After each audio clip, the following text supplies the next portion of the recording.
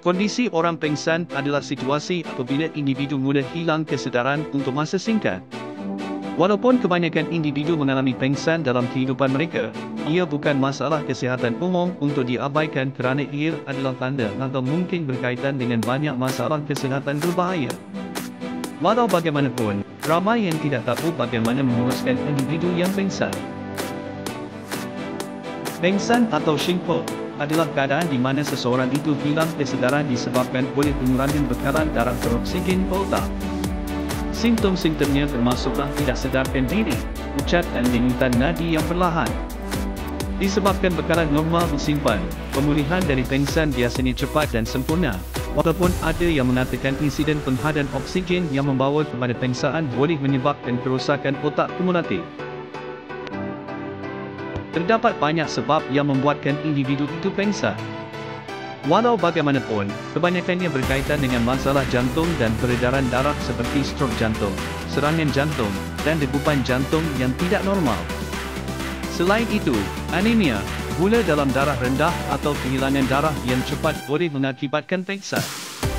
Sebab-sebab lain yang menyebabkan pengsan termasuk perubahan mendadak kedudukan badan, kesakitan melampau, keresahan, ketakutan atau tekanan emosi. Wanita pada tahap awal kehamilan juga mungkin mengalami pengsan.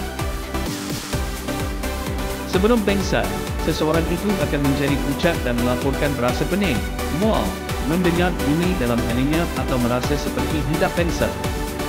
Pada masa ini, anda perlu bertindak dengan pantas dengan menarikkan sebarang benda yang boleh mengganggu pernafasan dan membawa seseorang itu supaya duduk di kursi sambil menarik nafas sedalam mungkin dengan menundukkan kepala di antara kedua lutut.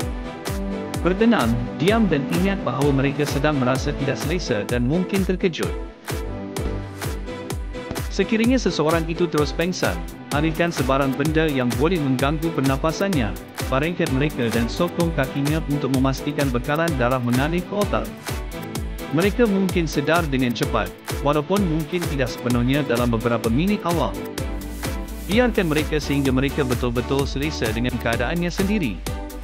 Biarkan juga mereka berehat untuk setengah jam atau lebih.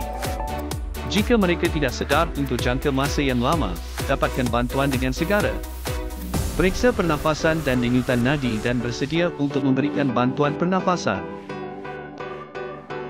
Terdapat beberapa cara dan panduan untuk mengelakkan dari berlakunya pengsan seperti berikut. Jangan bermain apabila berada dalam keadaan letih, lapar atau dahaga yang keterlaluan. Pastikan cukup udara segar dalam bilik. Jauhkan dari berada dalam keadaan berdiri dan tidak bergerak untuk jangka masa yang lama. Jika boleh, berdiri di tempat yang tidak mendatangkan bahaya sekiranya terjatuh semasa pengsan. Cuba dapatkan seseorang sebelum dia pengsan. Biarkannya berbaring dengan paras kepala lebih rendah dari jantung, kemudian angkat kakinya 30 cm untuk menggalakkan aliran darah ke otak. Pusingkan kepalanya mengiring garis miring sisi supaya tidak jatuh ke dalam kerongkong dan menghalang pernafasannya. Jika pakaiannya ketat, longgarkannya supaya dia lebih mudah untuk bernafas. Bilas muka dan lehernya dengan tuada lembab. Pastikan dia suam garis miring hangat. Suhu tubuh adalah sangat penting pada ketika itu. Teruskan melihatnya beberapa minit selepas dia pulih untuk memastikan dia tidak pengsan semula. Berikannya sedikit ruang. Terlalu ramai orang sekelilingnya membuatkannya tidak selesa. Hubungi ambulans untuk kecemasan.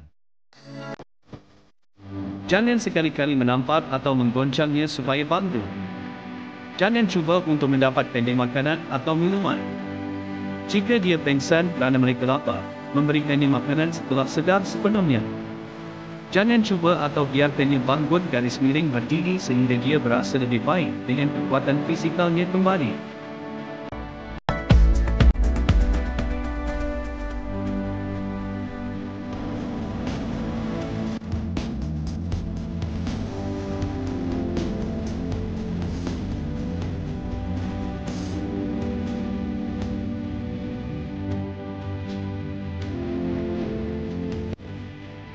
Sekian, terima kasih.